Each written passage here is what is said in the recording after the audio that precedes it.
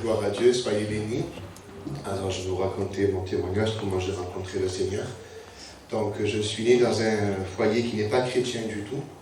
Alors dès mon jeune âge, j'ai toujours été quelqu'un qui cherchait le Seigneur. Les choses de Dieu m'ont toujours plu. Donc je suis issu de père et de mère gitans, donc on est catholique de base. Et dès mon jeune âge, j'étais fasciné par les choses de Dieu. J'ai toujours été quelqu'un qui cherchait le Seigneur.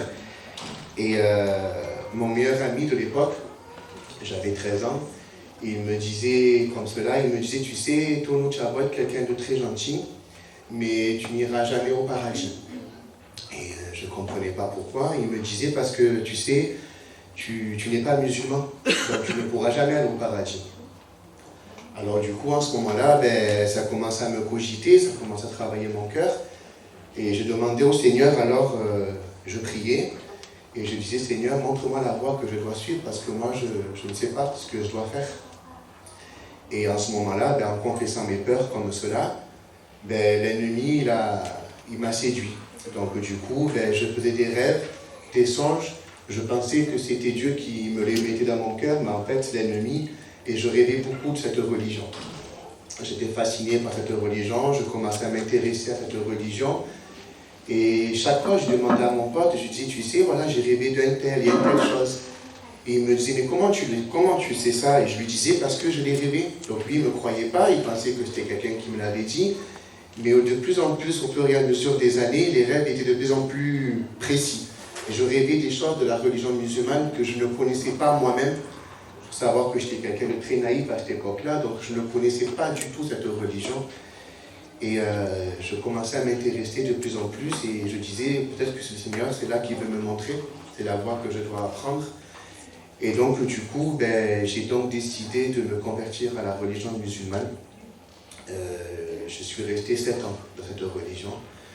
Je l'ai caché à mes parents, parce que comme je vous l'ai dit, je suis issu de parents gitans, donc c'était quelque chose qui n'était pas acceptable chez moi. Donc je l'ai caché, j'ai fait croire à mes parents que tout allait bien, mais en fait, je ne réalisais pas dans quel pétrin je me suis mis. Je pensais être heureux, joyeux, mais intérieurement j'étais vide, j'étais vraiment très malheureux, très malheureux. Et, mais malgré tout, je défendais avec fougue mon idée d'être converti. Je disais à tout le monde que j'étais converti à l'islam, qu'il fallait... j'essayais de toucher des âmes à salut pour les faire venir à la religion musulmane. Mais en fait, intérieurement, j'étais malheureux. Et un jour, Dieu a permis toutes choses. Il s'est passé que mon meilleur ami et moi, on se dispute, on ne se parle plus. Donc c'était mon repère, c'était mon pilier dans cette religion. Donc du coup, j'allais plus dans les mosquées, j'allais plus nulle part, mais je continuais à être ce que je suis, à être musulman, à pratiquer, à faire mes prières et tout ce qui s'ensuit. Et une de mes tantes, elle appelle mon père et elle lui dit, tu sais, j'ai un truc à te dire, mais sois prêt à entendre cela. Et elle dit à mon père, j'ai vu ton fils rentrer dans une mosquée, chose qui était faux, parce que je n'y allais plus. Et mon père, quand il entend ça, imaginez-vous la réaction qu'il a eue. Et pour faire taire la rumeur, du coup, moi, toute ma famille, ils allaient tous à la réunion, à la Rose. Donc, du coup, je me suis servi de cela pour faire taire la rumeur. Donc, j'allais à la réunion chez les ADD, l'Assemblée de Dieu. J'y allais là-bas, je pensais que j'allais faire taire la rumeur, parce qu'en tant que musulman, on a le droit d'aller dans les lieux cultes, mais sans pratiquer. Donc, moi, j'y allais comme si c'était un musée. Et le Seigneur, il fait tout à merveille. Ce jour-là, c'était mon ancien pasteur, c'était un missionnaire en Kabylie. Donc quand il prêchait, il faisait beaucoup de références avec le Coran et avec la Bible. Et quand il prêchait, du coup, il arrivait à me contrer. Il disait dans le Coran, il y a marqué un tel, un tel, un tel. Et moi, je disais, oui, c'est vrai. Et lui, il contredisait tout. Il disait, mais la Bible, elle dit ça, ça, ça. Et moi, ça commençait à me travailler dans mon cœur, mais je n'acceptais pas. Je n'acceptais pas, ce n'était pas possible. Et je pensais que c'était un hasard.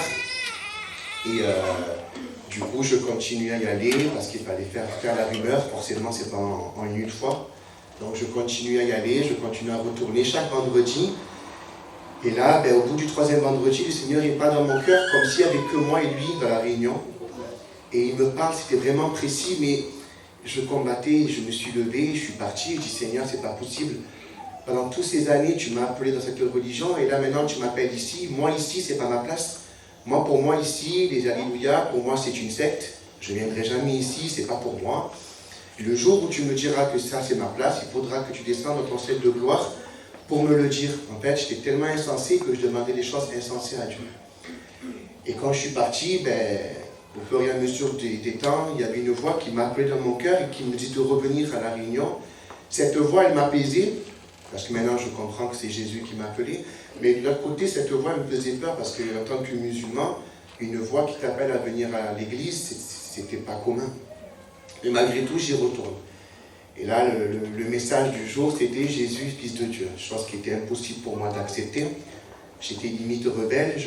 J'avais qu'une seule envie, c'est de me lever et de dire tu dis n'importe quoi au pasteur, mais je me suis retenu de beaucoup de choses. Et puis après, un de mes cousins, qui est parti maintenant dans la gloire de Dieu, il me dit tu devrais t'entretenir avec le pasteur de jeunesse. Tu devrais parler avec lui et lui dire que tu cherches le Seigneur. Alors pour le faire plaisir, je m'entretiens avec le pasteur de jeunesse et je lui raconte mon histoire. Et je lui dis, voilà, moi je suis là pour faire taire une rumeur. Je ne suis pas là, je ne cherche pas Jésus. Parce que moi j'ai mon prophète, vous avez le vôtre. Vous avez un Dieu Père, un Dieu Fils, un Dieu Saint-Esprit. Moi j'en ai qu'un, ça me suffit. Alors lui il me disait, tu penses trop avec ta tête, mais tu ne penses pas avec ton cœur.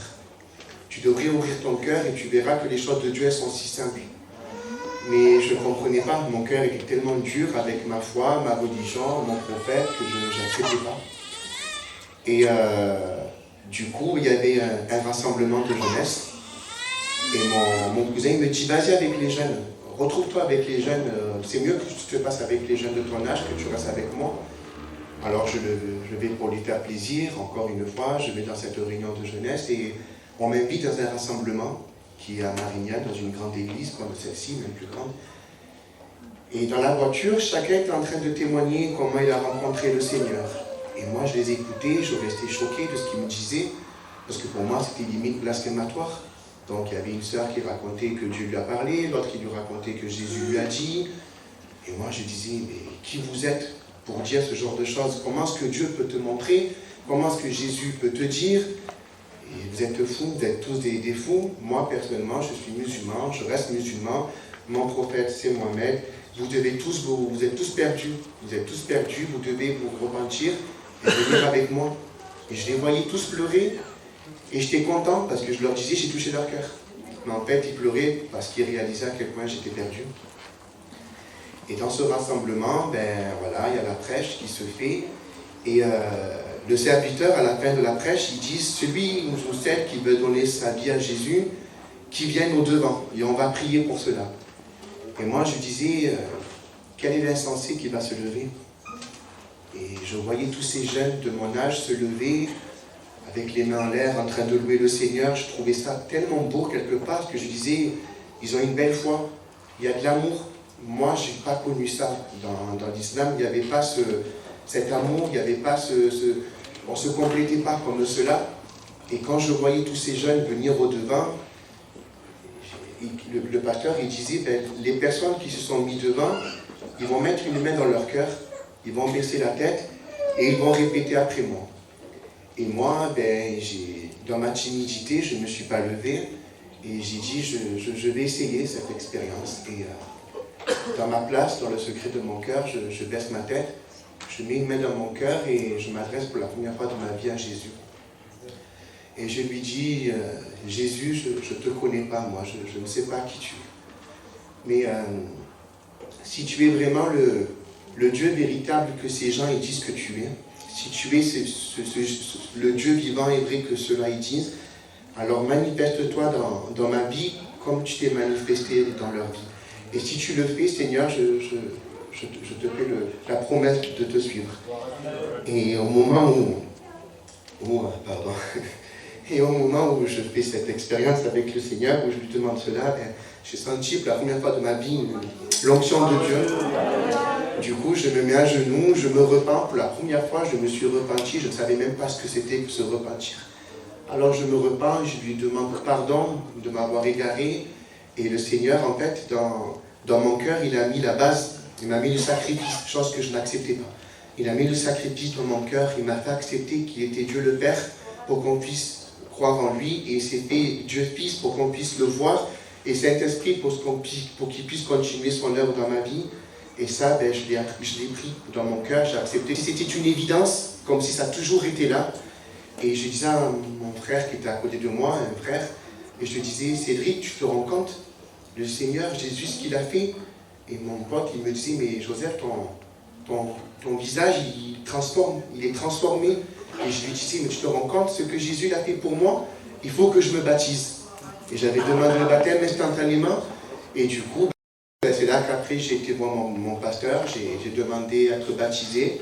Je me suis baptisé un an après, ça fait maintenant 16 ans que je suis baptisé.